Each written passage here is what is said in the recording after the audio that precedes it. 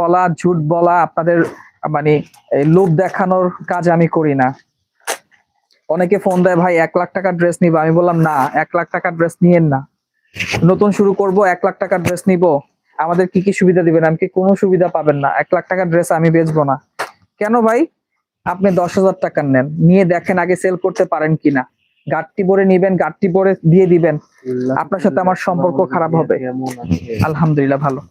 So উনি বলছে ভাই এটা তো কেউ বলে নাই, যত দোকানদারে ফোন দিছি সবাই বলছে ভাই 1 লাখ টাকা কেন, আপনি 2 লাখ টাকা নিয়ে আসেন, ঈদের অনেক ড্রেস আছে নিয়ে যান। আমি বলছি না, আমার কাছে ওই সিস্টেম নাই। আপনি প্রতিদিন দেখেন, 1 সপ্তাহ পর পর নেন, 10 পিস 10 পিস 20 পিস 20 পিস করে। আপনার ডিজাইন বাড়বে, আপনার কোয়ালিটি আপনার বাড়বে, আপনার কাস্টমার ভ্যারাইটি পাবে।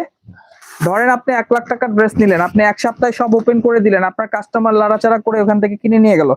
পরের সপ্তাহে আসছে কাস্টমার, ভাই এগুলো তো দেখছি, নতুন কিছু আসে নাই, তখন আপনি কই যাইবেন? কই যাইবেন?